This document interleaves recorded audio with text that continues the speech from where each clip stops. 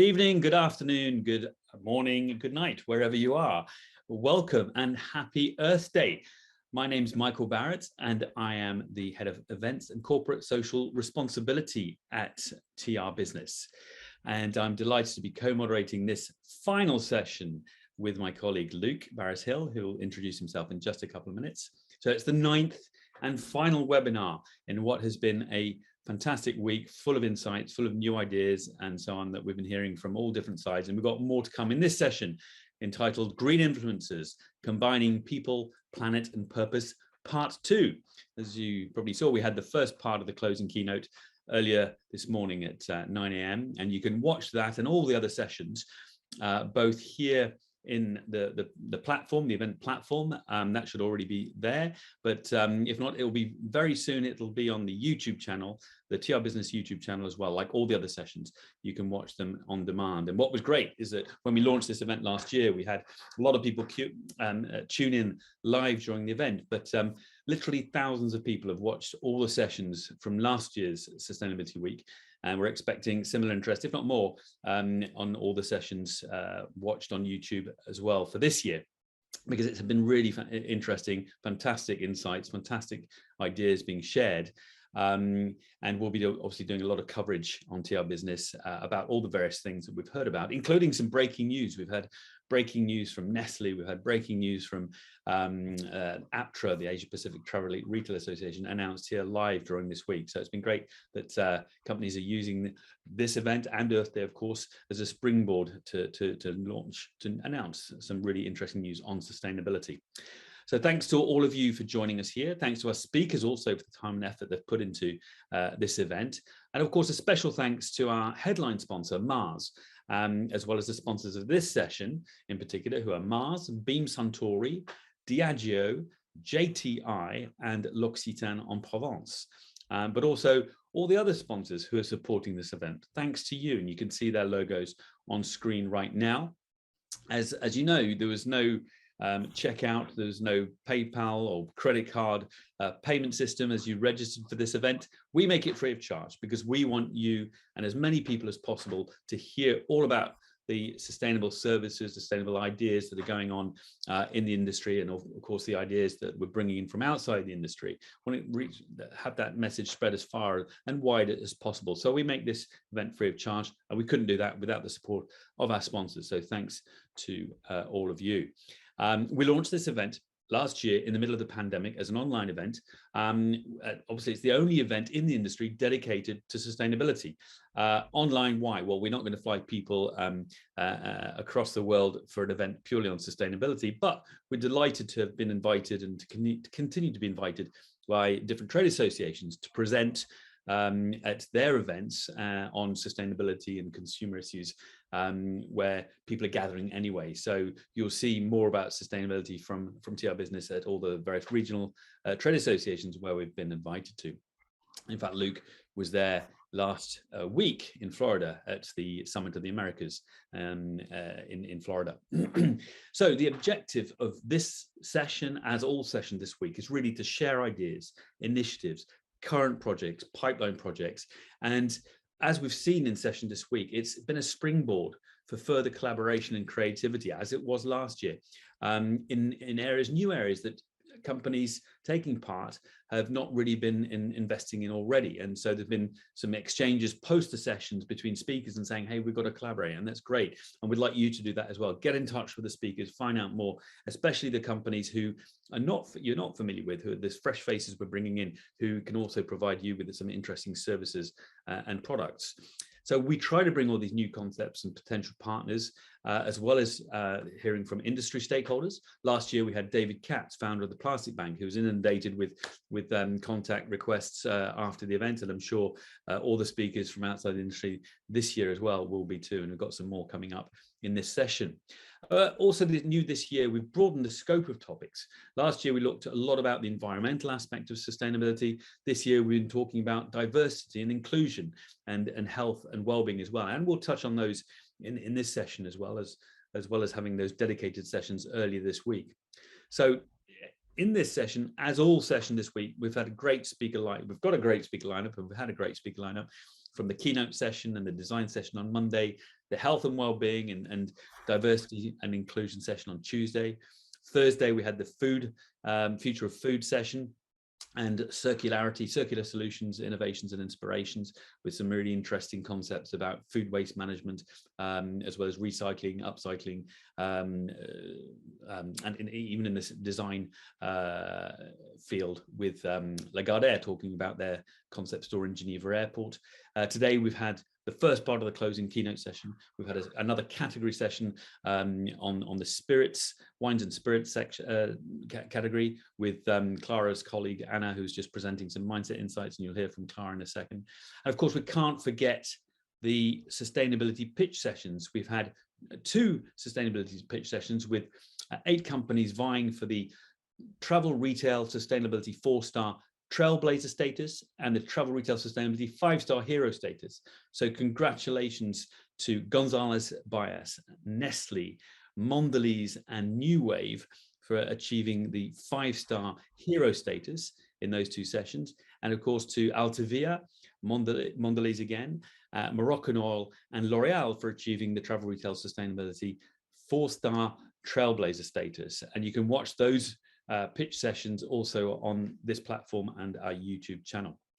So please do participate actively in this session. We've had some great Q&A coming in from the viewers throughout all the sessions this week. You can do that by pressing the Q&A button on the right there, putting your questions to us, and we'll field those to our speakers.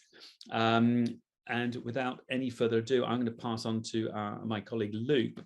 Briefly, one last thing, if you want to see who's speaking, you don't recognize the person, the photo and bio is just below this video screen, so you can check it out there. And also there's a link to the full program as well. Great, that's all from me for now. Thank you. Over to you, Luke. Thanks very much, Michael. What a comprehensive introduction. Greetings to all of you returning to our session, the second in our 2-part keynote session, but also all newcomers. Happy Earth Day. We're really pleased to be here. And as we move seamlessly through into what we hope and we're confident will be a really, really immersive, engaging session, we've got some real excitement and innovation to share. And that's very much been an underlying theme throughout Travel Retail Sustainability Week. This session, Green Influences, as Michael mentioned, combining people, planet and purpose, part 2. I want to reiterate my thanks once again, just to begin, to all our Travel Retail Sustainability heroes, our trailblazers in the pitch sessions, and of course, all our partners and sponsors. Without your support, this event wouldn't be possible. As Michael's alluded to, all of our content is being aired for free, and we encourage you to get fully involved in these sessions and indeed this final session.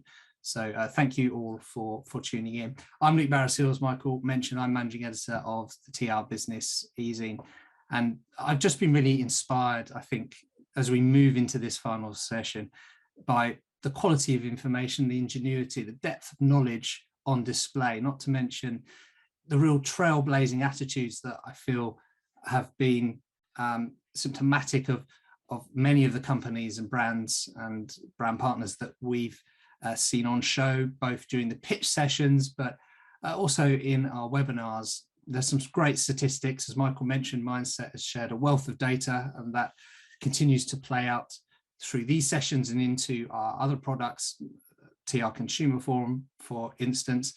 And we're just really happy to be here and sparking this dialogue. It's an organic format.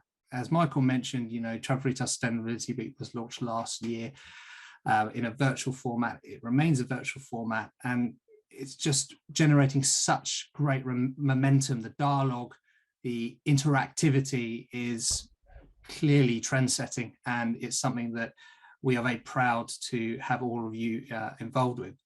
So on to today's session and the business at hand. We're going to hear from companies representing the beauty sector. We're going to hear from a cruise retailer. We're going to hear from a leading content marketing agency. And of course, we're going to be drawing once again on that rich vein of insight from Mindset, who will complement the discussion with some knowledge and data from the beauty and cruise sectors. Now, as Michael mentioned, this is a fully interactive format. It's a discussion, a narrative. We welcome all of your comments, your opinions, your questions. Please do use the Q&A function that you will find appearing on the right-hand side of your screens. Do take this opportunity as we move through the session.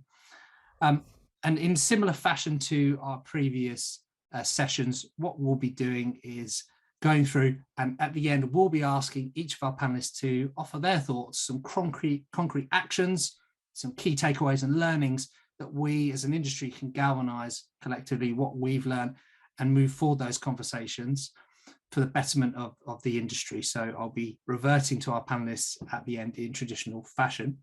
At this point, it's pertinent to move to those introductions. I'm going to ask each of our panelists to give some background on themselves, their companies and their positions to set the scene before we launch into discussion. So without further ado, I'd like to start by handing the platform to Lisa at Starboard. Hello, everyone, and happy Earth Day. It's so nice to be here, representing Starboard Cruise Services and the broader environment of cruise retail. So I'm looking forward to our discussion today.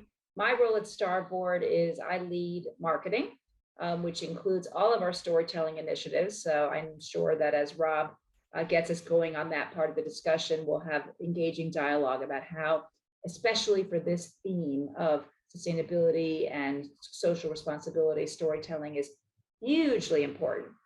I've been with Starboard for a little over 2.5 years. And for those of you that may not know Starboard, we are the leader in cruise retail, and we've been in business for over 60 years. We operate on ships from the smallest to the largest, from the contemporary to the ultra luxury, all over the world. So nice to be here. Thanks very much, Lisa, for that. Let's move to Rob Holmes. Rob? Hey, Luke. Nice to be here, and thank you again for putting this great group together. My name is Rob Holmes. I'm based in Maine in the US, just about 4 hours north of New York City. And GLP Films, my agency, we're a leading sustainability storytelling agency. So this is what we've been doing for over 14 years before it was became uber popular. We've been doing this since day one, and I think I'll give some good examples today, but really I think the power of content communication, strategic communication, so important these days in the world as we see sustainability becoming more and more important. So again, just great to be here. That's that, Rob. We're really looking forward to deep diving into some of your work and seeing some of those videos and talking about that sustainability journey that your company is on. Let's move to Clara from Mindset. Clara. Thank you, Luke. Hello, everyone. Great to be back here. My name is Clara Susset. I'm from Mindset, calling in from Switzerland. So we at Mindset specialize in providing insights about the behavior, the expectations of travelers across the world.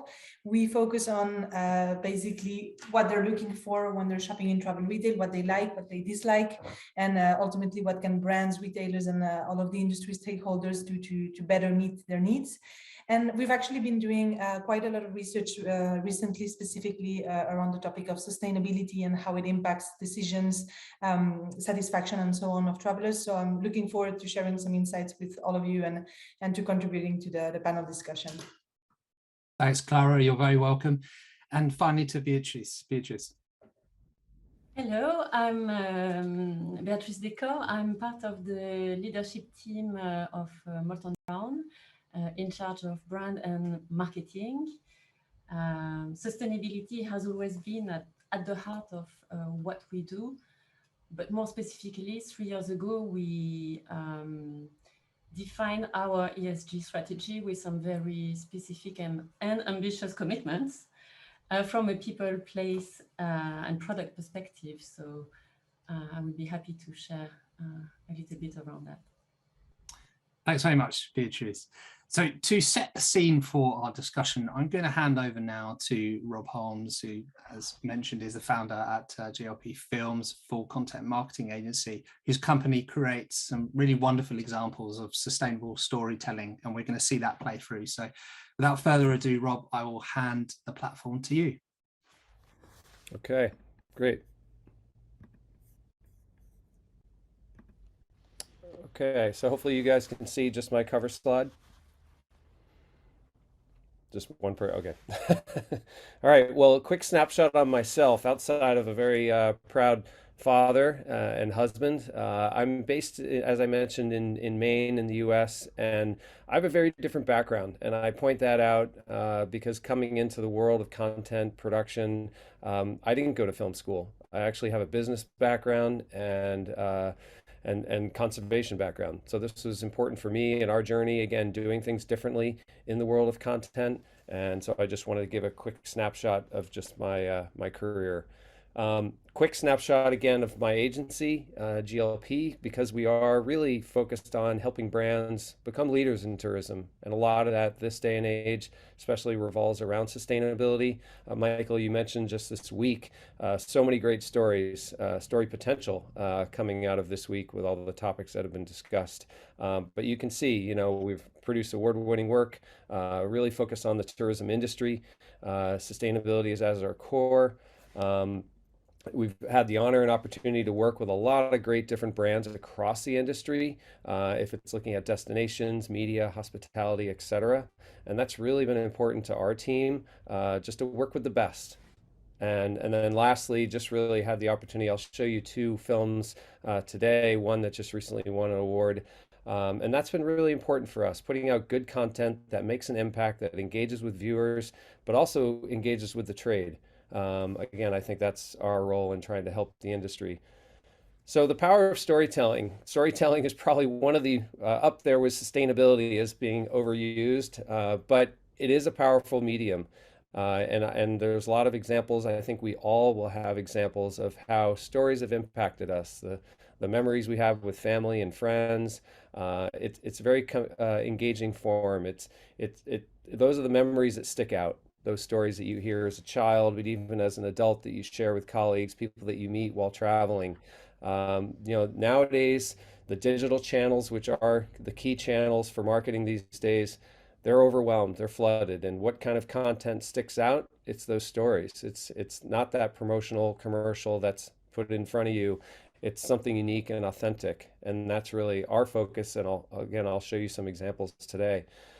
Because ultimately, travelers of all shapes and sizes, you know, they are going to want to go to your destination or connect with your brand when they have a real personal connection with your brand. And that can be through stories, people saying, I want to go there, I want to experience that. So again, this is a very high level, just a quick presentation just on some key elements.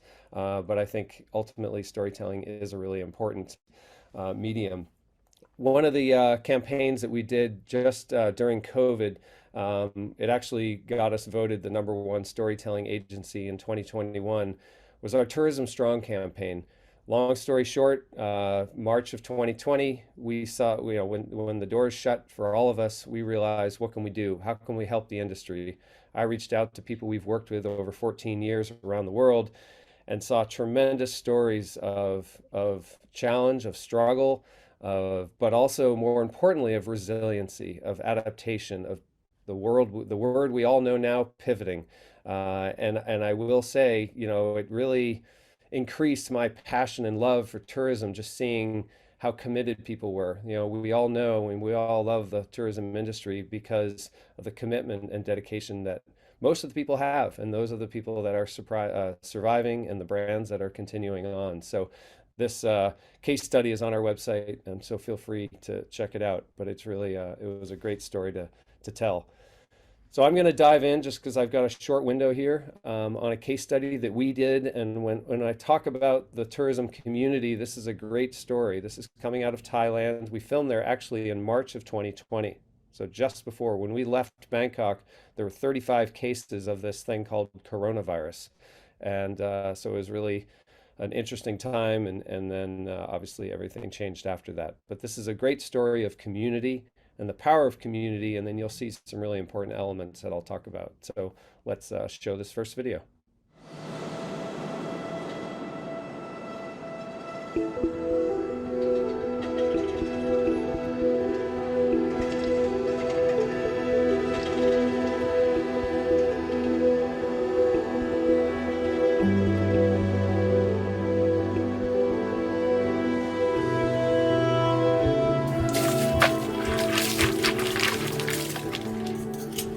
รื่องการอนุรักษ์เราอนุรักษ์มาตั้งแต่รุ่นบรรพบุรุษครับเพราะว่ามันเป็นเหมือนกับซุปเปอร์มาร์เก็ตของชาวบ้านพวกกุ้งหอยปูปลาคือสามารถเจอในป่าชายเลนได้ทั้งหมดเลย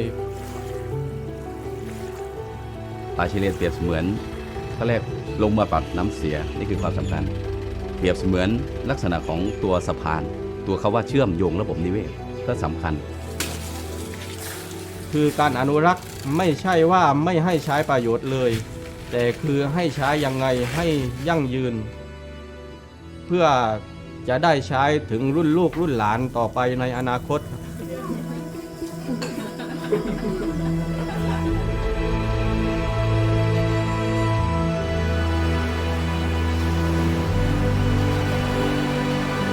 เนื่องจากป่าชายเลนชุมชนที่อยู่โดยรอบก็จะเกิดอาชีพหลากหลายมากนะครับไม่ว่าจะเป็นคนขับเรือและคนตกปูคืออาชีพมันมีหลากหลายมากถ้าเราเข้าใจทรัพยากรแล้วเราก็จัดการได้ว่าถ้ามีป่าที่สมบูรณ์ก็จะมีนักท่องเที่ยวที่มาชมมาเที่ยวตามวิถีธรรมชาติมากขึ้น You really feel how the people live and you get to know the people who live in this country and who makes this country special แล้วก็บรรยากาศของน้ำทะเลที่ข้างนอกมันเขียวใสแล้วก็หมู่เกาะที่ยังเป็นธรรมชาติอยู่คือเมื่อได้ขับเรือไปเจอก็อยากจะแชร์ประสบการณ์จากที่เราได้ไปเจอแล้วสวย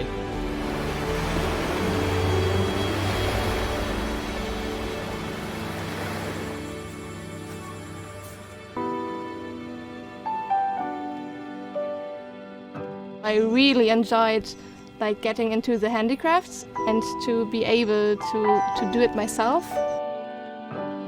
เวลามีแขกมาพักที่โฮมสเตย์สนุกและก็ทำให้บ้านคลึกครื้นขึ้นเหมือนกับมีเพื่อนมีญาติมาเยี่ยมเราจะไม่คิดว่าเป็นนักท่องเที่ยวมาคือทุกคนในครอบครัวต้อนรับด้วยใจจริงๆครับ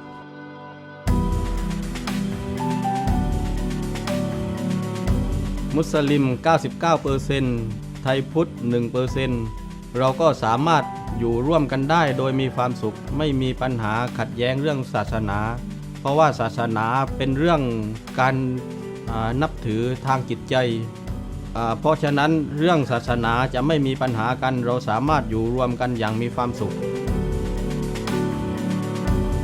แล้วประเทศไทยก็สามารถตอบสนองได้ไม่ว่าจะเป็นเรื่องของความเป็นธรรมชาติเรื่องของมิตรภาพที่คนไทยให้ไปรวมถึงความปลอดภัยที่ประเทศไทยกำลังพัฒนาดูแลนักท่องเที่ยวคนที่มาเที่ยวอยากได้ไปเจอไปเห็นเหมือนกับที่เราเห็นคืออยากจะให้สัมผัสธรรมชาติที่ยังดิบอยู่ไม่ได้มีการปรุงแต่งอะไรมากมายจะได้สัมผัสธรรมชาติจริงๆครับ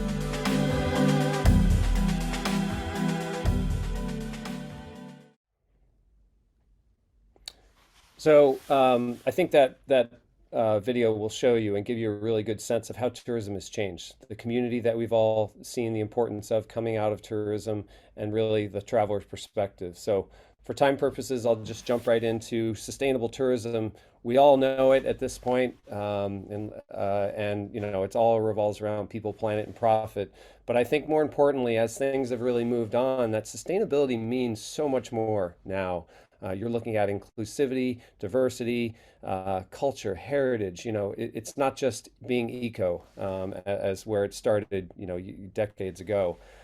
And ultimately, I think all of us need to really look at, you know, that the new travelers, the younger generation that are really the future of tourism, they look at tourism differently. They want to give back. They want to make an impact. And so let me throw out just on the sustainability side, just some, I think it's really important to show some numbers, some data behind it. So this is coming from Booking.com's report in 2021. 83% of global travelers think sustainable travel is vital.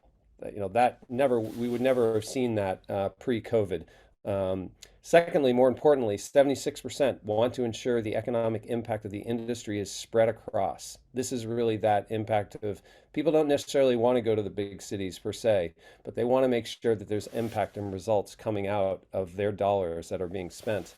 And more importantly, too, for destinations and brands that are in more discovered, less traveled areas, people are willing to avoid those popular destinations. Again, it's not 100%, but these are big numbers that I think are important to look at, that why sustainability is important, from a data perspective. So what stories should you be telling? Again, I'm going to go through this very quickly, but I think most importantly, what's unique and compelling and authentic to your brand, your product? Think about, again, as I just said, what do travelers want now? What's the experience that they're seeking? Giving back, making an impact.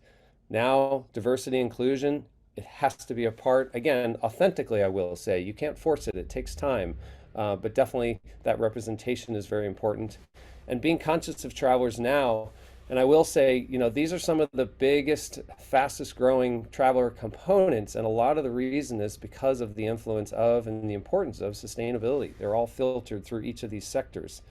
So this chart, this Traveler Value Index actually just came out by Expedia for 2022. And looking at these numbers, nature and the outdoors, we all see the importance of the outdoors now, especially after COVID.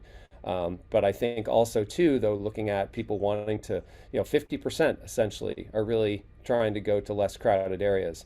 On the adventure side, people want to experience and connect with nature. 78%, that's very high. Really saying the majority of people want some kind of connection. Food and agriculture, again, such a booming part of the work we do, the stories that we do. Food is always the most popular because we all have that connection to it. And again, I'll let the other numbers speak for themselves. I will say, I think it is important that people do need to be very aware of greenwashing. It's something we're all aware of, but most brands, a lot of brands are doing it. And I think that's really important for us just to call it out here. And it's really that claim and really deceiving the consumer. We've been involved in some projects where looking back was like, yeah, that was greenwashing. And again, wasn't aware of it in the beginning, but looking back. So I think it's important for brands of all shapes and sizes to really make sure they don't make those false claims, that they don't give misleading information. Because ultimately sustainability really does need to be at the core, and it takes time and it's a journey. So I will say, just putting up some of these points, make your information with today's traveler. People are going to find the information that they want to find. They're hungry, they're smart, they're savvy, and ultimately just do the work you can and make sure you're transparent and honest about it. Ultimately, that's the best you can do, and just share your journey and experience, and that's what travelers are looking for.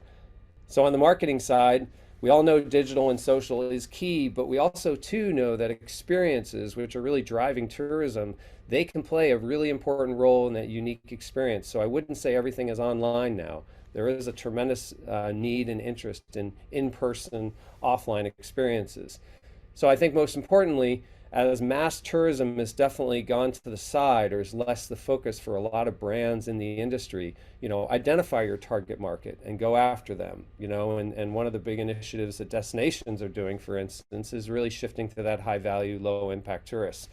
But ultimately, all of this has to be balanced with the channels and tactics based on your strategy, timeline, and budget. So again, you have to balance all of this, and it's not going to happen overnight. But ultimately, you have to look at it from the consumer or the traveler perspective. Where are they going to get their information? And most importantly, how can you help them get what they need? That aspect of help, again, really coming out of COVID. And I think that's the exciting opportunity and role that brands can make. So from a destination standpoint, I will say, it's gone from destination marketing to the heads and beds, the volume, quantity. We've seen it for years. Just it's all about growth. And now I think with the onset of over-tourism, which really started to happen in 2017, 2018, so even, before COVID, people really realized that, okay, our marketing is having an impact. We have to shift. And now it's really becoming this focus on management. And management is important just because there are very different metrics of success. It's not about volume. It's looking at the community, as I just showed you with that video. It's looking at the quality of life. You know, the saying, what's good for the locals is good for the tourists. And I could talk more about that. So looking at just what are the metrics, what are the KPIs that you're going to look at from your brand's perspective in this big shift on the consumer traveler side, and then the impacts that tourism can have. So the second case study I wanted to show you is a brand new one, and it really does spotlight this shift to destination management. There's a message, there's a cause, there's a purpose. You could call it a call to action at the end, but it really is about that because, again, tourism has changed. So enjoy this second video.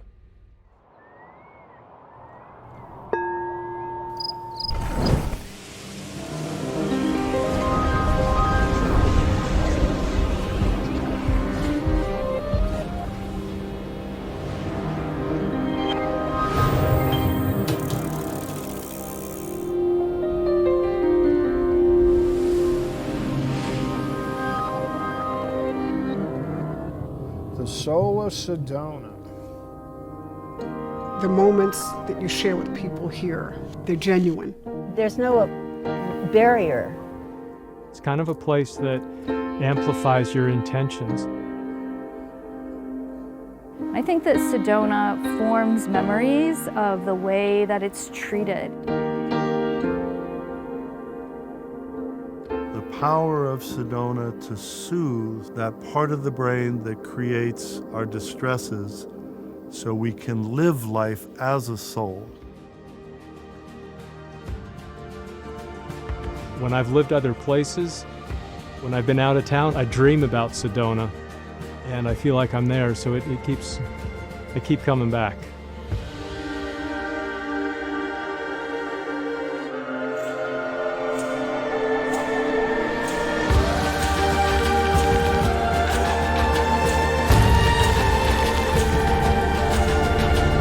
Just to witness this beauty all around us, I feel like a little kid.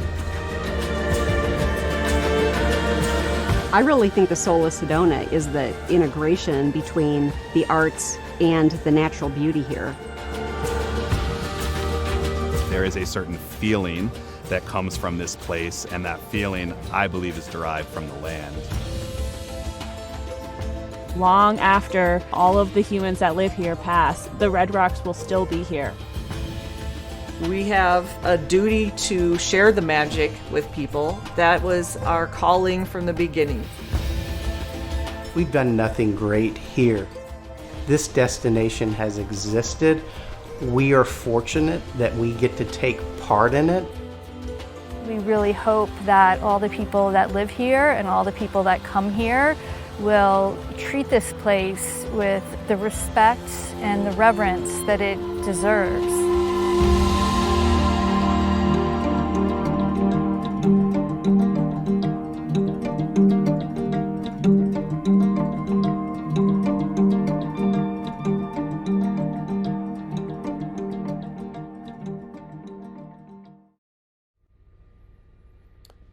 So I will say, you know, Sedona is a great example, Sedona, Arizona, of how a destination has really had the importance and need to shift their message and how they communicate to the industry.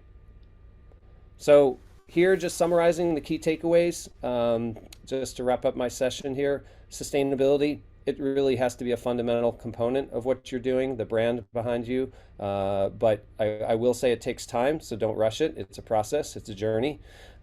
Content, I think you're seeing just with the couple examples I quickly showed you, just the power of real authentic stories. The customer, the mindset has changed. You need to listen to them, connect with them, and really be patient. And things are quickly changing in the industry. So just, you know, stay on top. Marketing, I think just being strategic, look at those targeted channels that make the most sense based on the content you have and based on the objectives you're trying to accomplish. KPIs, they need to be they need to adjust and adapt to the new economy and to the new traveler mindset. What are you measuring and what's the impact? And then lastly, I will say, you know, from a storytelling content standpoint, which is so important in this day and age, be honest, be transparent. Yes, be careful, but just respect the ultimate end consumer that you're trying to engage with in a long-term relationship. And that's couldn't stress that more. But just that honesty and transparency is so important in this day and age. The customer really appreciates it. So thank you, everyone. I hope you enjoyed this session, and really excited to dive into the Q&A after this with everyone else. And feel free to reach out if you have any questions on what we're doing and any of the resources that we offer the industry. So thank you. Thanks, Rob. Some absolutely fascinating insights there, and I'm keen to gauge the reaction from our panelists to some of those findings that you presented there based on JLP Films' experience. But perhaps I'll kick off things with a question my side. You mentioned there, Rob, right at the start, you didn't go to film school. But you have experience within the business world and in conservation. So I just want to ask how that sort of holistic experience has shaped the way that very simply you position content. Yeah, I do call that out. I mean, sure, I want to show a nice photo of my family, but I do call that out because the content world, production world is a very different world. It's a very niche, and I think I wanted it to really people, to the industry and to the folks that we're talking to really see that having a different approach, a different perspective, a very strategic approach. There's so much strategy that can go into producing content. We all know you can produce the best content, but if you're not strategic and targeted and have really good distribution and getting it out to the target audience, why produce that content? So it's really just looking at the big picture, holistic approach on making content that's relevant, timely, and has an impact and aligns with a brand. And you don't learn that in film school. And I've put together a really good team that we've been together since day one, because we have a very different, more strategic approach, more business-focused approach to content. And I think that's really worked, and people really appreciate our specialty and the mission that drives us around sustainability. And just sort of developing that, there'll be many brands, retailers, operators from our sector, and travel retailers are, of course, part of the wider tourism ecosystem that will be, I'm sure, keen to hear how they can position video. Of course, many are doing so already, but using video as a conduit to change, both within their individual sustainability stories, but much broader than that as we move through the pandemic. So I guess my question is, what sort of advice would you give them, our stakeholders, in terms of using the power of video as we move through this pandemic phase? The industry has been hit particularly hard, continues to suffer. Would there be some key advice that you would use for companies starting out exploring video? Sure. Yeah, I would say overall, the power of video, I can't stress it. We all know it from our connection, our individual and then business connections to social media. But what I love about video is you can really reposition a brand almost overnight, almost instantaneous, through really good, engaging, quality content. I think the biggest challenge from an advice standpoint is really making sure it's story first. I mentioned that with our Tourism Strong campaign. It was about the stories. It was about the inspirational content and lessons learned. It wasn't driven by sales. It wasn't driven by marketing and an ROI, et cetera. So that's the biggest issue when working with the brand or that we go through, is people really understanding what story first means. Because ultimately, you can impact consumers, trade partners so quickly through video content, 15 second, 30 second, 2 minutes, in a really impactful and wonderful way, and be very strategic about it. We produce content, at one point, and then that's content that's going to be evergreen, for a couple of years if you're strategic about it. So there's a lot of potential.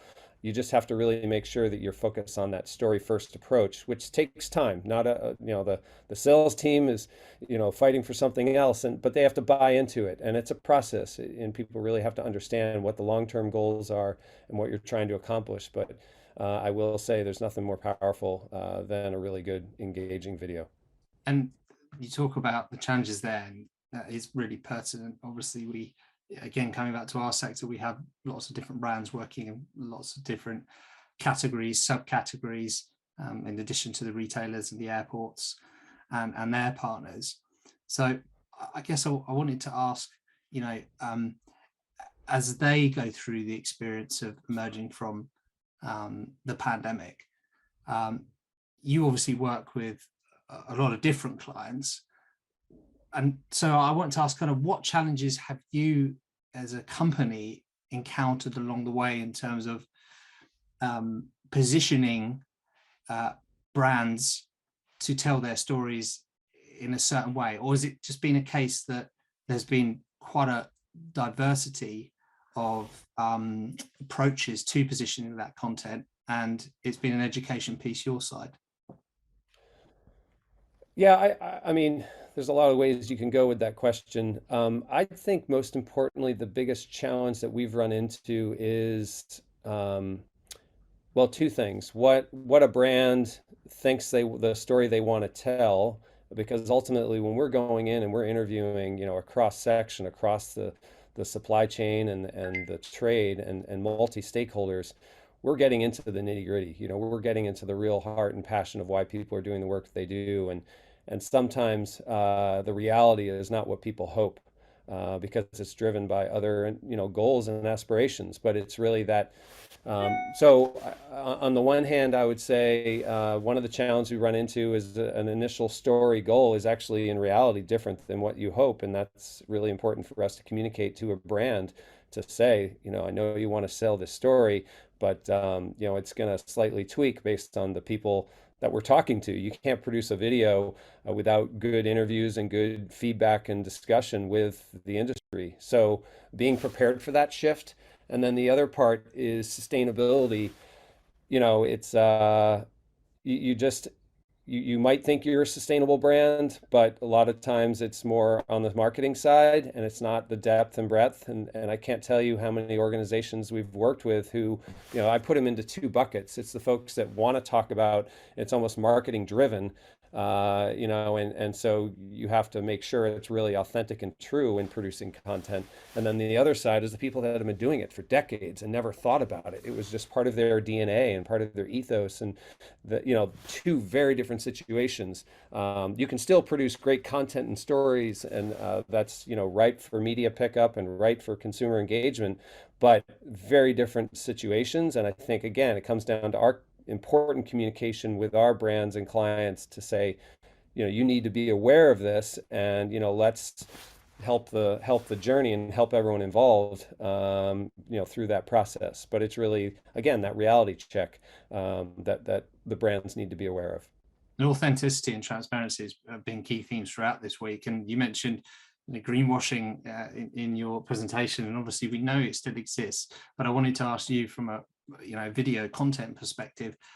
You mentioned that it obviously depends how, in the case of brands, how they want to position their messaging. But do you find there's quite a lot of almost unconscious greenwashing, and how do you address that as a video maker? Obviously, trying to straddle the divide very carefully between what the brand thinks they're achieving and what they actually want to achieve, and crucially with the consumer in mind.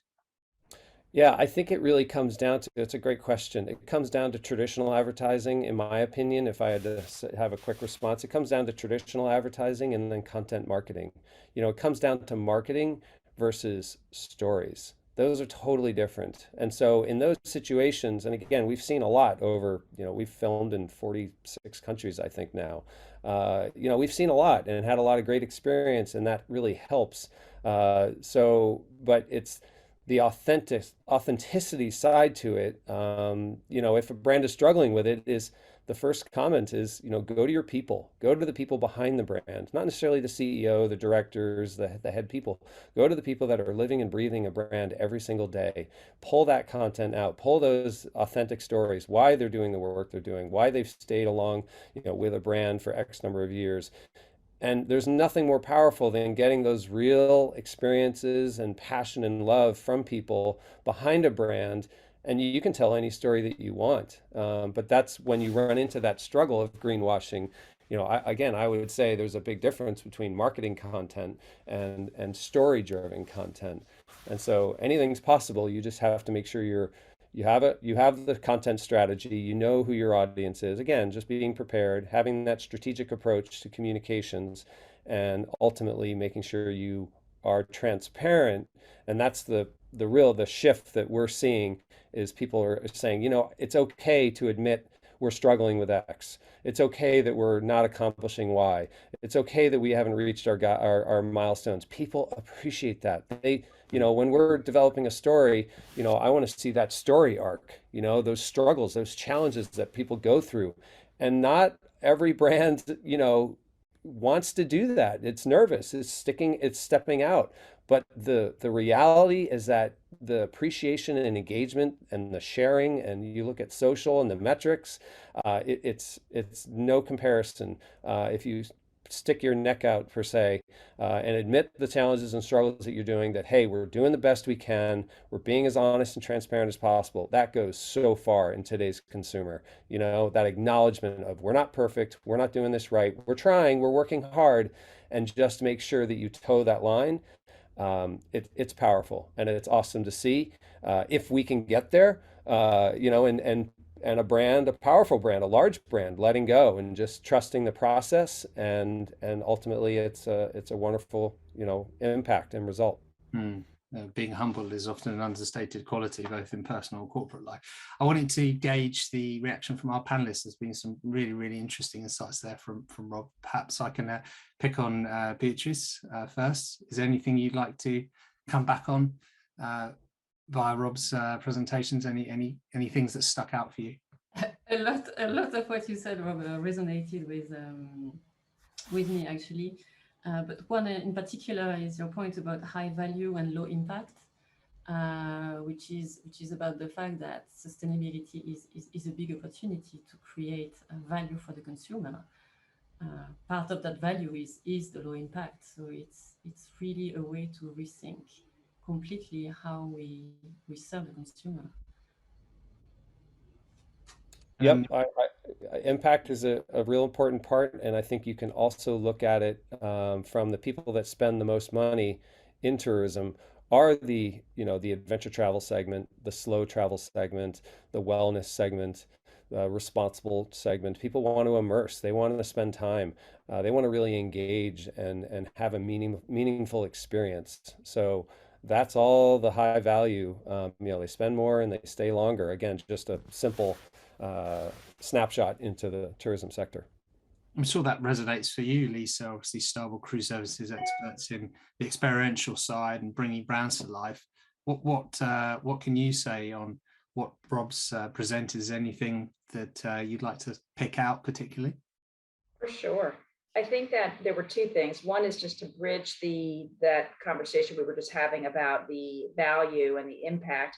I think that the results show that communicating the true what's happening, from a community standpoint, whether it's a travel destination or a product, and what they're doing in terms of sustainable or social responsible practices, that telling that story powerfully and authentically does drive the business. So it is a very virtuous circle that benefits everybody. So that was just a segue there. I think the other thing I found very interesting in what Rob was sharing is it is multidimensional. There is clearly the environmental aspect of the sustainable practices and what's happening around the world, but it very often is intersecting with protecting local cultures and heritage, celebrating inclusivity of who are the founders and who are the leaders of these brands and these companies and these makers.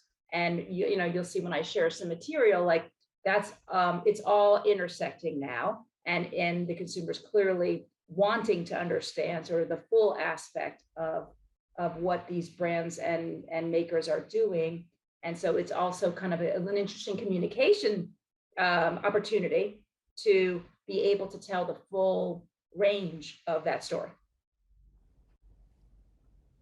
And Clara as well, is there anything you wanted to pick up on? I mean, one of the interesting things there, and it might chime well with Mindsets research, is Rob's allusion to the importance of, those in-person offline experiences, and obviously we can apply that to travel retail and the importance of shopping and engaging with brands as we emerge from the pandemic, coming back to more we've come from touchless, contactless environments, coming now back to more of the touch and ambassadorial engagement. Is there anything on that aspect that maybe chimes with your research? Definitely. So two things that I'd like to mention. First of all, thank you, Rob. Very interesting. The first one is that indeed one of the shifts that we've seen in behavior post-pandemic is that, first of all, travelers are actually equally likely to interact with store staff now than they were prior to the pandemic. So there's definitely not have been a loss of interest for that human interaction in store. But what's more interesting is that amongst those who interact with the staff in the travel retail environment, they're much more likely now to say that they were influenced in their decision making and in their choices by their interaction. So yes, so we see two trends going on at the same time. On the one hand, people are informing themselves online more now than ever before, but at the same time, when they're in the stores, they're really relying on that human interaction to make their choices. Then the other thing that also crossed my mind was when we were asking people about how likely they are to shop for sustainable products in duty-free, one of the most important barriers or hurdles is the fact that they're a bit lost in the assortment. They find it very difficult to navigate, to understand what is really sustainable versus what, as Rob was mentioning, is just greenwashing. So many travelers are saying that they would love to have a dedicated area of travel retail environment for sustainable products, or they would like more clarity, but also they're also in the right mindset to have more meaningful interactions with brands compared to their daily lives, because very often they have a bit more time. They're also more open to discovery. We see a lot of people buying products which they've never bought before. So they're not in a routine environment. They don't want to be buying just the same as they always do. They want to discover new things. They want to learn more about the brands. So that really creates that opportunity for meaningful engagement around the topic, which is obviously so important to them. And then just one more comment, not necessarily on this topic, but when we were looking at the Thailand video, I found very interesting that link between, showing sustainability as a link between, of course, the environment, but also the human side of things.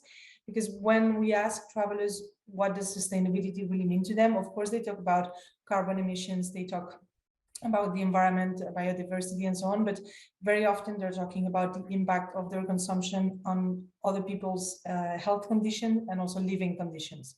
So they really have this, let's say, 360-degree approach to sustainability, which is not only about the environment, but also how their choices are impacting how other people are living. So I thought that was really a great example of it. I think before we move on to Lisa, Luke, another really interesting point which tallies in with the mindset data is the slide that you showed, Rob, of the greenwashing. We mentioned already, but the spike that you see in 2021 is really evident of all the research that we're seeing from whether it's Mindset or McKinsey. And you might think, oh, are consumers really much more discerning about sustainability since the pandemic, or is this just the research companies talking about it? No, we've got it black and white or green and white. From the Google searches, they really are looking for companies to be much more transparent on their communication. And the mindset, Clara, when was it? January, February, you released some research that was showing how from region to region, consumers are not just trying to look more about what companies are communicating, but they're really much more interested in how companies are communicating on their sustainability, whether it's environmental or social and so on. So that was really striking to me. That it tallies very much with what the research companies are all saying. And on a channel perspective, it's probably apt at this point to ask Lisa about cruise guests as we unlock cruise trips, and the market has received significant impetus in recent months. We've seen it. What are cruise guests expecting from brands and sustainable goods on board? Maybe you can talk us through some of Starboard's Starboard Cruise Services approach to sustainability and how it's really positioning brands. Sure, my pleasure. It's a really exciting time to be, as the industry relaunches and we're able to restart our operations, we are introducing an incredible wider range of products. So the timing is pretty exciting. And it's been an incredible time of innovation. I have some slides I'll show everyone so you can just see the range from the introductory price point type of products to the highest of luxury across every category and kind of relevant to every market. So it's a really exciting time for us as we are restarting our operations with a much broader range of this product available. And it dovetails in completely with the research and the data. I mean, I pulled a couple of stats, but I won't even waste our time discussing them because Clara has, the best view, and I'm sure all week long you've been sharing, powerful statistics, making the case for what's happening out there. But I will just show a little bit of content that I prepared because the pictures are much more powerful than anything I can verbally talk about. And so I think that as I've been setting up, it's just increasingly important. The timing is very good for us as we're restarting operations to bring this extended range to market. The innovation that's happening that I'll show you is exciting. And then I'll end with just, when we say it's important to consumers, of course, that includes our own employees. And we are very thoughtful about what we're doing as a company and what we are building, with our own employee base to basically be legitimate as making inroads. And it's a journey. We're certainly not where we'll probably end up. But I'll skip the statistics, but I'll talk about some product for a minute. So I'm sure many have heard about 4Ocean. They were very active in this space. They were one of the first to kind of link together the imperative to clean up what the pollution, plastic pollution in the ocean with purchases and kind of linking that up. And we are fortunate enough to have an exclusive partnership with them at Cruise Retail. And we've been offering 4Ocean products on board our ships for a number of years now. And, over the course of our commercial successes, we've been able to remove 25,000 pounds of plastic because every time you buy a 4Ocean product, there's a guarantee that at least 1 pound of plastic will be removed from the ocean. They do a great job, by the way, of showing if you follow them on social media, you'll be blown away, by what they do and the power of what they're contributing. And then interestingly enough, so, we're at the beginning price point of products available, and then you can shoot up to what's happening in the fine jewelry space. And last year we introduced in Grace through a partnership with Little Switzerland to introduce lab-grown diamonds. And they are legitimately, making a huge inroad in terms of a different way of bringing a very beautiful high-end product to market without the impact on the environment. At the same time, they recognize that they must validate the quality of this product, and they, the same certification systems are used for a lab-grown diamond as a mined diamond, so that from the consumer standpoint, there's a great authenticity to its origins, but there's a legitimacy to the quality of the product itself. So at every range of offering, including, luxury apparel and accessories. So I would think many of us on the call are familiar with Stella McCartney, who from day one was, no leather, no fur, no feathers, it's just from the core of the way the product is designed and constructed, was, making a statement about sustainability. And we're excited to be introducing for the first time at sea, Stella McCartney on board. In fact, I think about an hour ago, our press release went out with Celebrity Cruises for Beyond, the new ship that's launching this weekend from Celebrity Cruises, where this was one of our announcements that Stella McCartney will be available. And it's just it's a fantastic offering of both luxury and true sustainable legitimacy. The other thing that's quite interesting, and I think I've seen it referenced in a couple of the decks, is the circular economy. So we've had a lot of success commercially, but we can feel very good about supporting this notion of the circular economy in merchandise with vintage luxury. There's a brand that's called What Goes Around Comes Around that kind of got very active in this space early on, and we bring that product. It's highly curated, so the quality is at the utmost level of inspection and authenticity from the world's most coveted brands, but they're pre-loved. So it's keeping product in circulation longer, and it is a great intersection between luxury and sustainability. The other thing that was really made me smile was when I was looking at Rob's content.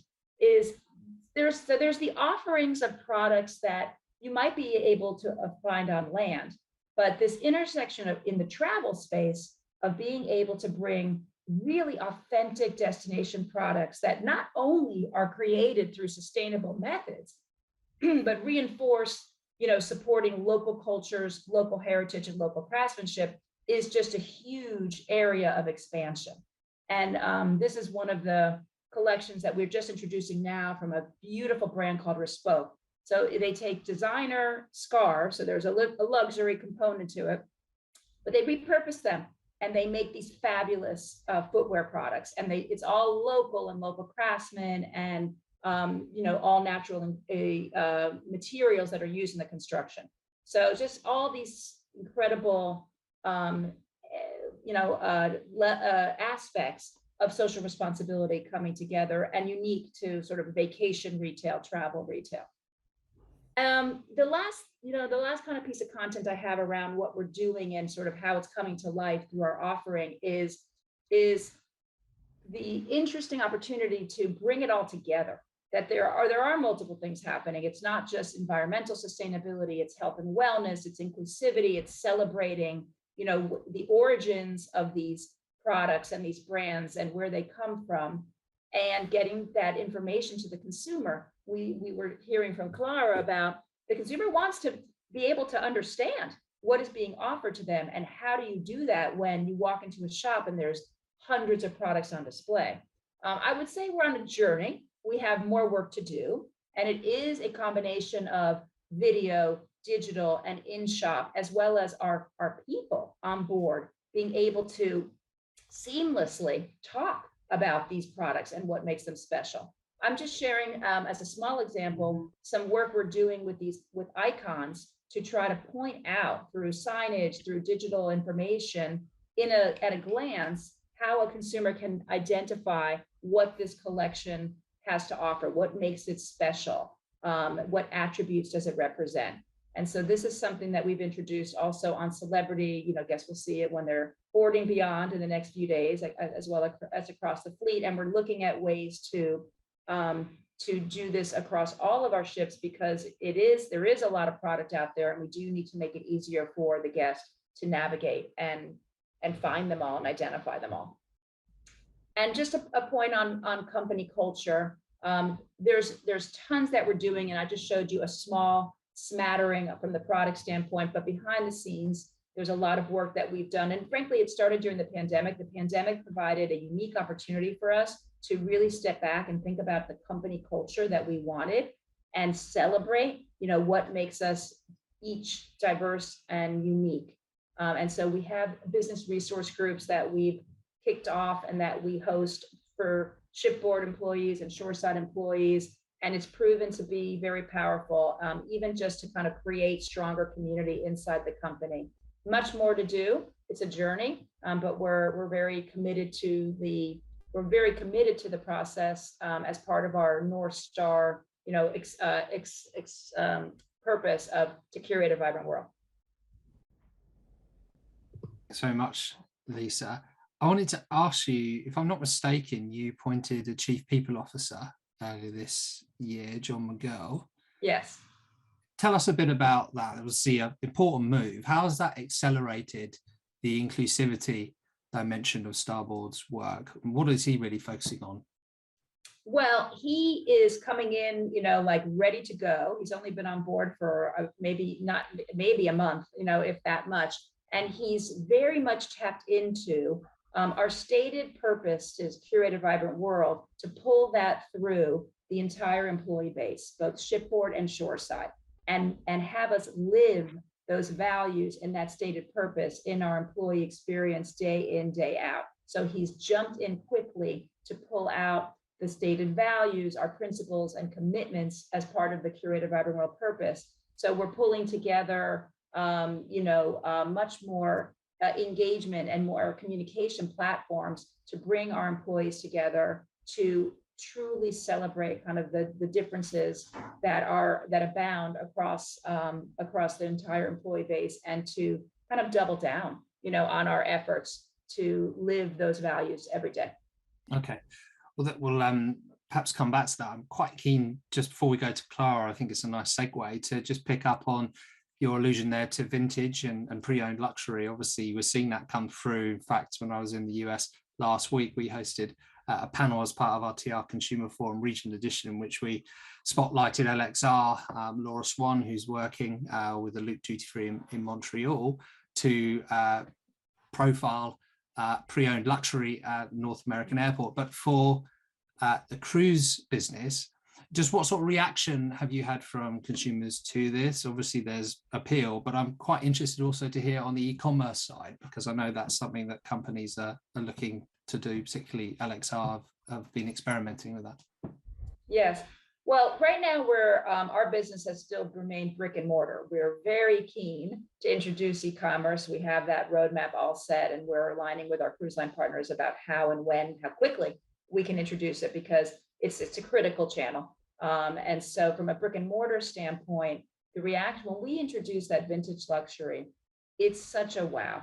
It's such, there's multiple levels of it. I think that for sure there is just the access to these coveted brands and very rare pieces that honestly you can't find anymore, especially in a post-COVID world where supply chain is challenged as it is.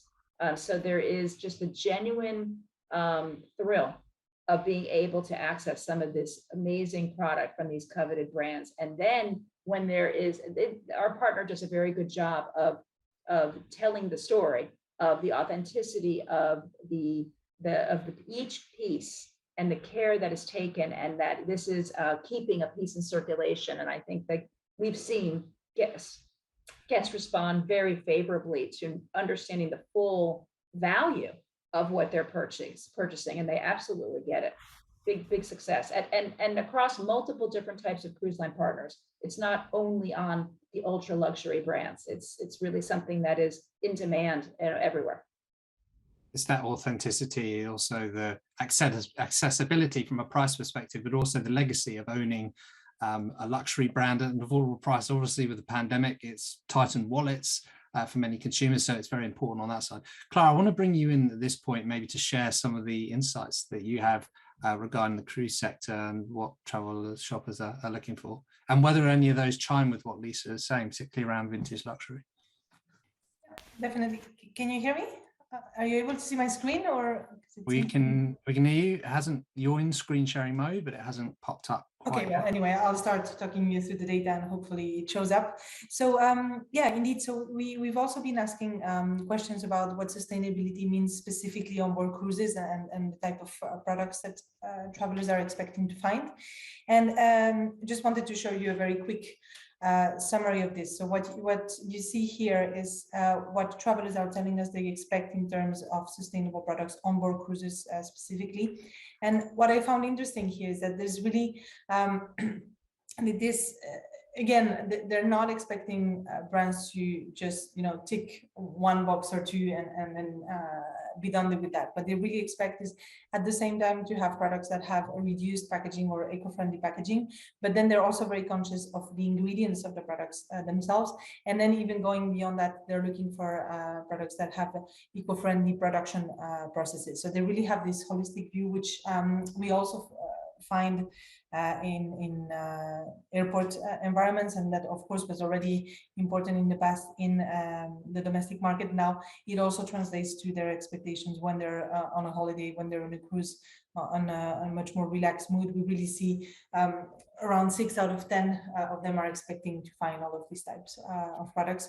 So what I would just like to say is that we were talking before about the opportunities that exist in travel retail in general to build these meaningful experiences. What we see is that when it comes to cruise, that opportunity is even bigger, in the sense that obviously travelers are there for a longer time.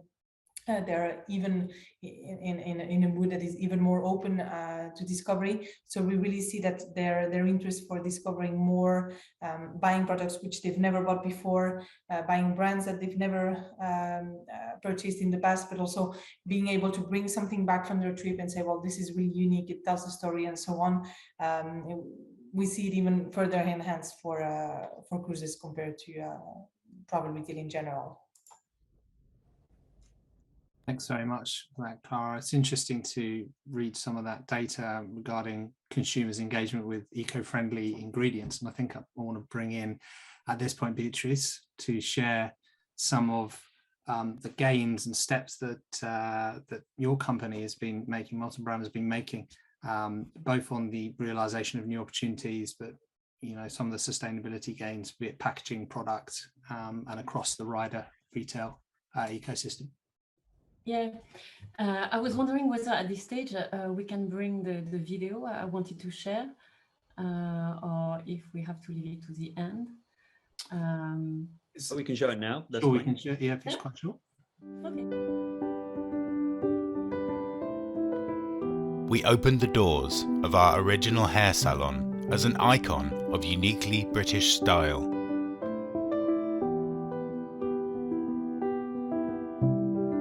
Our home, London, inspires us with its open-minded attitude, making Molton Brown a destination welcome to everyone. Since the start, we've been made in England.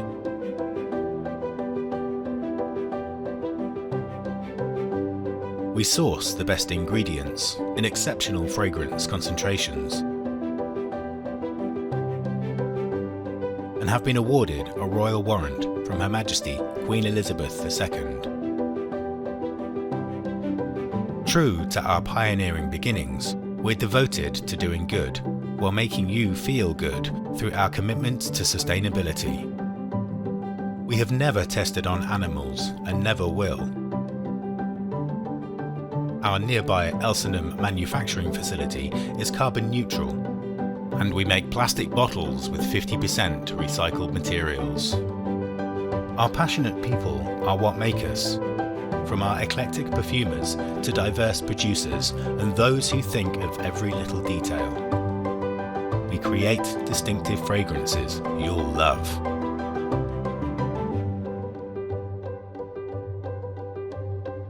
British makers of fragrance, created with care.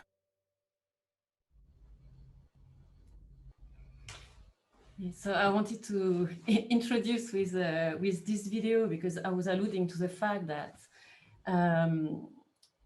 since the very beginning, sustainability is really at the heart of what we do. And that's why when in 2019 we worked with Futera to really define our ESG strategy, we looked at our material impact and we defined our priorities to make sure that we were addressing those. That's why from a product perspective, it was really about mitigating our plastic footprint. That's what has driven our ambition. So we are about to launch our refill pouches in WDF.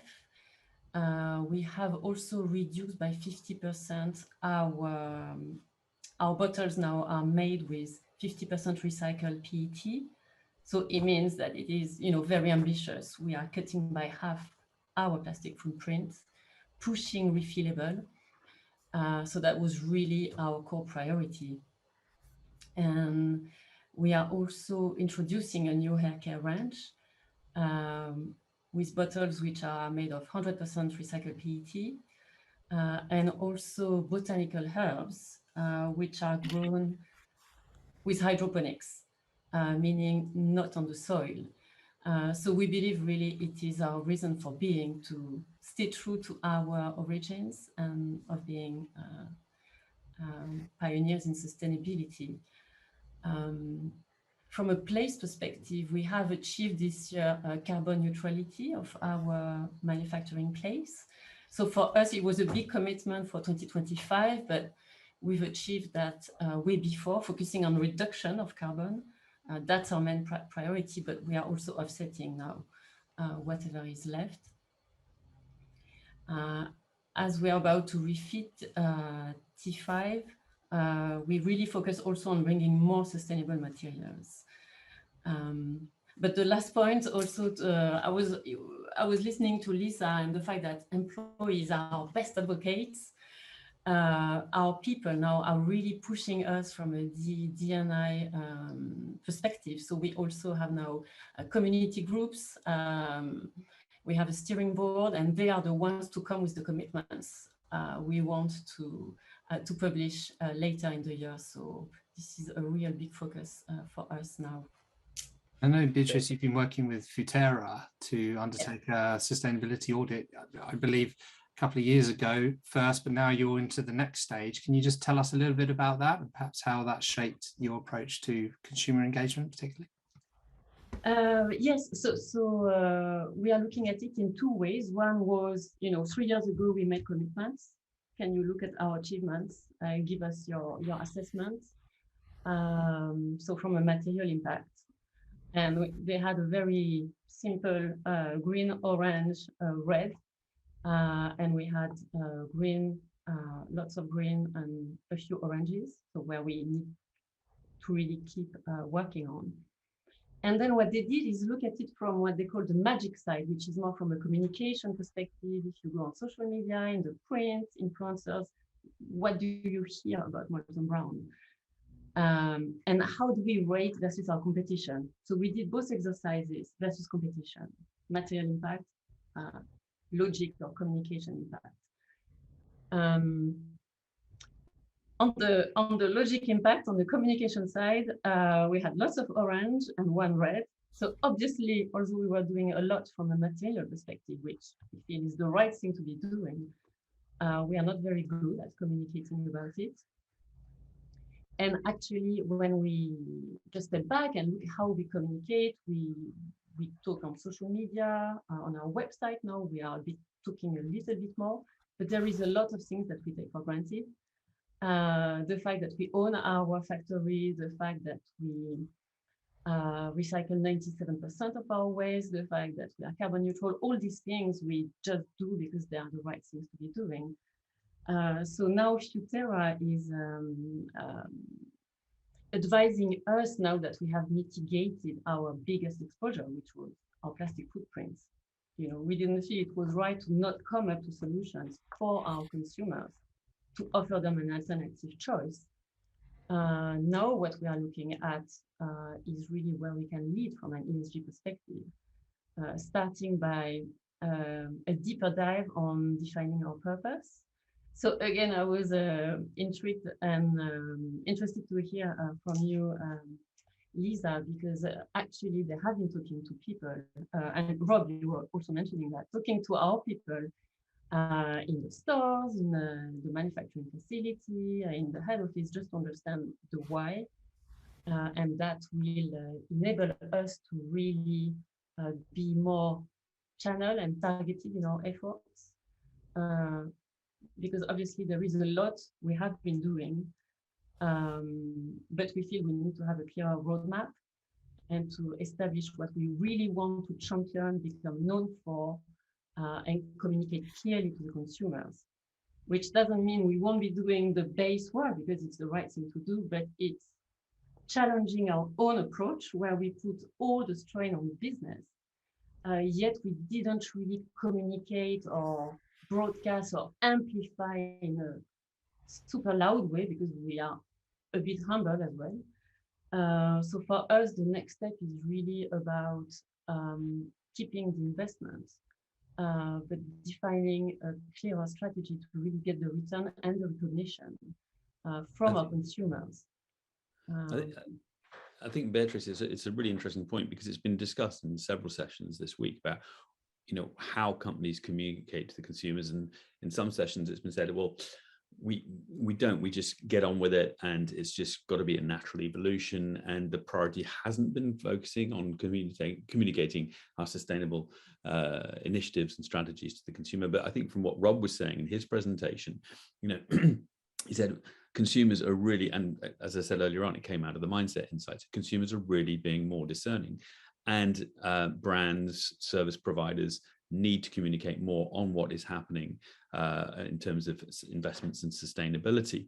But what's been, and I think it's from previous discussions, it's been the case for you, for Molton Brown, and for other companies as well, that sustainability or investment in corporate social responsibility has been done up until now just because it's the right thing to do. We haven't been shouting on the roofs about it. It's just great to be investing in supporting ocean cleanup projects. It's been great to invest in human rights issues and fair trade and so on. But we do it because it's in our DNA and we want to do it, not because we want to pat ourselves on the back and shout about it. And another company who has had that philosophy, where they've been doing lots of things, including supporting ocean initiatives, is Moroccanoil. And you know, we're talking to them about recently about what they've been doing, how they've been communicating to the consumer, and say, well, we haven't been up to now, but we've been forced into this position because the consumers are being more discerning and need to know what we're doing about it. So they just really started communicating on what they're doing on sustainability. Now, Carmen, the founder of Moroccanoil, was supposed to be on this session, but unfortunately she couldn't make it. So what we did is we got a brief interview with her a few days ago with Charlotte, our editorial director. And so what we're going to do now is just show part of that interview, and the full video will be shown in a future edition on the website and in the e-zine. So Ollie, if we can just show the first part of that interview now, and then we'll come back to the full panel after that. Hello, Carmen. I'm delighted to have this discussion with you here today. I'm delighted you can join us for TR Sustainability Week, albeit perhaps not live as such, but I'm looking forward to our discussion today. Hello, thank you for having us. No problem at all. So my first question really was how Moroccanoil had observed perhaps a shift in consumer behaviour during the pandemic, because unfortunately none of us were able to get to our salon appointments. We weren't able to go and have our hair done, we weren't able to go and have our nails done and all these other beauty treatments, and we missed them very much. But thankfully we were able to still order products online, and I'm sure you saw the rise in sales when obviously people were restricted to the homes. And I just wanted to ask you, obviously you noticed that behaviour, but as we have now returned to salons, how have you observed that consumer shopping behaviours have changed, or have they changed at all? They did change during the pandemic, but right after the pandemic eased up a little bit and the salons started opening, people went back to their routines, because at the end of the day, you cannot have your hair cut at home all the time or color your head at home all the time. It's just not the best. So we had increases on sales, obviously, for styling products, treatments, but then again, right after that, when the salons started opening, everything went back to normal. Lucky that our sales did not get affected at all, because people shifted only, instead of buying into a salon, they start buying online. And so we're very blessed that the business was not affected by the consumer behavior in that sense. Did you notice that after the pandemic that consumers were willing to actually upgrade their purchases because they were hoping to indulge more? I somehow, there were some products that they never purchased before, and I think it was the time for them to try them at home. We haven't noticed if those are repeats again, after kind of the pandemic in a way. But there was some change. We haven't done a full analysis of what sold more, what sold less, but treatments definitely had a big spike in sales. Absolutely. And we know that, what's become increasingly important to consumers is obviously the sustainable element, which is why obviously you've invited to talk to us today. And I know this is, you're very passionate about this subject. And over recent years, Moroccanoil has indeed increased its focus on making its products more sustainable. What's inspired that journey for you? For me, I mean, there was so much information out there, conversations internally, in the news, everywhere. Honestly, there was no way that you could avoid that. I have young children in their 20s. They're not that young, but when they were younger, they used to come home with a lot of information and asking me questions. Are we doing this? Are we composting? Are we recycling? And then, you know, obviously you become very aware and, you know, started getting more informed. We started having the conversations in the office, and slowly we became very, very involved and changing practices in the business, from manufacturing, packaging, shipping. And it's a process. It's been a long process because, you know, there's a lot of logistics and operations that you have to consider before you make changes.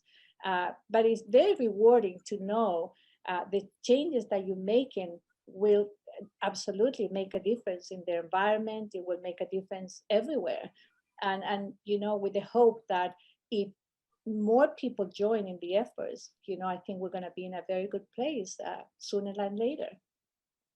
Absolutely. I know that sustainability has always been, you know, a concern for you, though, even right at the beginning when people were thinking about, you know, perhaps plastic bottles and things, but you were adamant you wanted it to be glass. Yes, at the very beginning was incredible because just before launching, we asked questions. What do you think about this product? And one of the first things that people say, don't packing a bottle in a glass bottle is going to be like, forget it, people won't buy it, nobody wants, now plastic is the thing. And this was about 13 years ago, 14 years ago, and absolutely not. I thought, I wasn't into sustainability then, but I don't know, I guess my instinct or it just felt right, and we decided we're not changing. And look at today, you know, lucky that we didn't change, because having the you know, the Moroccanoil treatment is bottled in this 40% recycled glass, and which is a huge thing today with so much waste out there. Yeah, so as I said, the full version of that, it's a 10-11 minute interview, will be in the May e-zine, I think, TR Business, and the webinar wrap up from this week, so you can see that coming up soon. On what we just heard, I'd like to put a question to you, Lisa.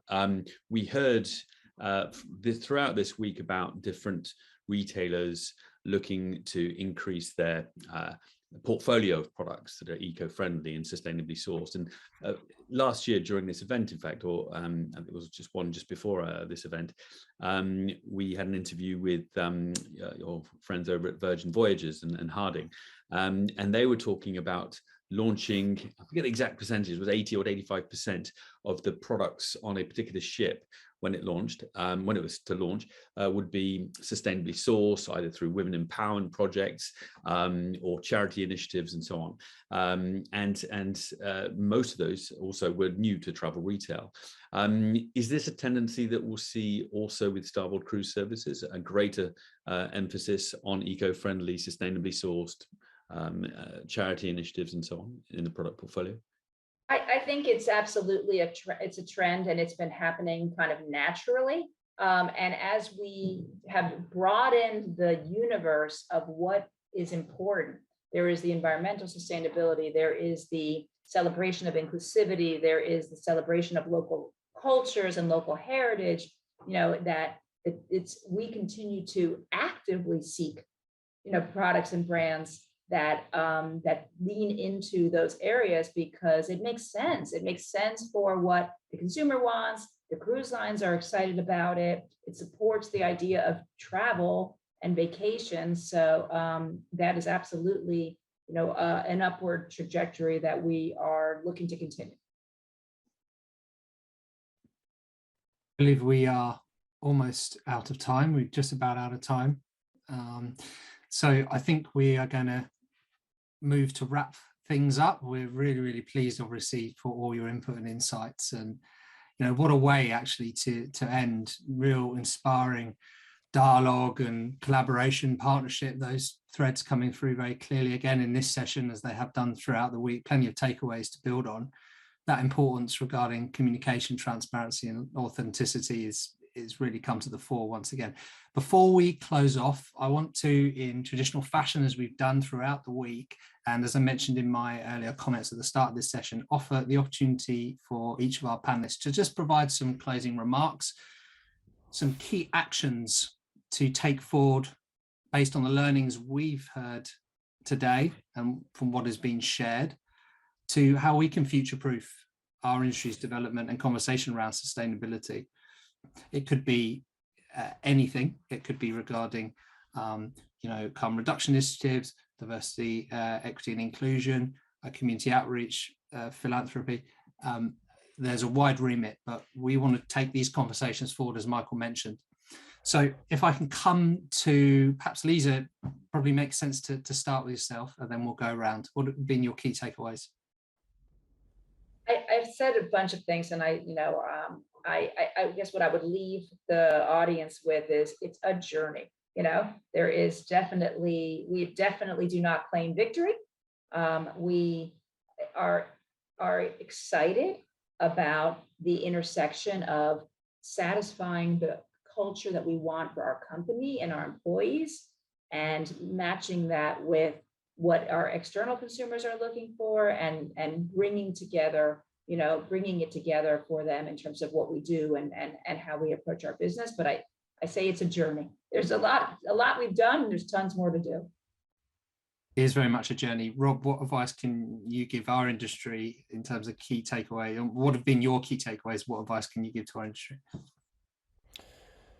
Well, I would definitely agree that it's the journey, no question. I think so much of this, just in life on the personal and professional side in the retail world, but also in the travel industry, is about communication. It's just at the end, it's so important. I think in this era that we're in, we went through a 2-year lockdown essentially globally. So much has come out of it, so much change, transformation in a lot of good ways. Obviously, there's been some struggles, but that communication is so important to connect to today's traveler. Yes, I can say tell those sustainability stories, of course, because that's what the consumer is looking for. But I think also too, with my presentation earlier, is be honest, be transparent, be real. I talked about it earlier. Just have those honest discussions with people. Acknowledge your journey, your struggles. Celebrate your milestones and accomplishments, of course. Also, too, be inclusive in the sense of bring in your industry, celebrate your supply chain, celebrate the people you work with. Everyone wants to have a positive impact. Yes, of course, we want to make the incomes and hit our goals, and sure, of course, business is very, very much a part of this. So all of that, though, really comes down to good communication internally and externally. Yeah, I would concur with both of you. I would also say that ESG is a huge opportunity for everyone. One, to do the right thing. Two, to be on the right side of history. And here I'm just using some words from one of our consumers in focus groups, when he was presented with our sustainability options that we wanted to confirm. And it was really powerful, being on the right side of history. I think is something that we all need to keep thinking about and get inspired by. Thanks very much, Beatrice. I'm not sure if Clara's still with us. I believe she had to run off. Yes, she had another meeting right after this one, and unfortunately, so she couldn't be here at the end.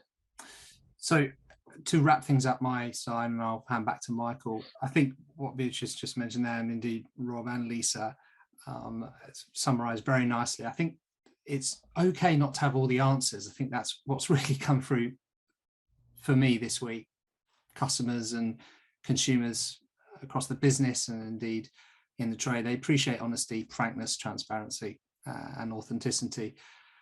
be it, from carbon reduction initiatives to packaging to waste management activities and a whole lot more.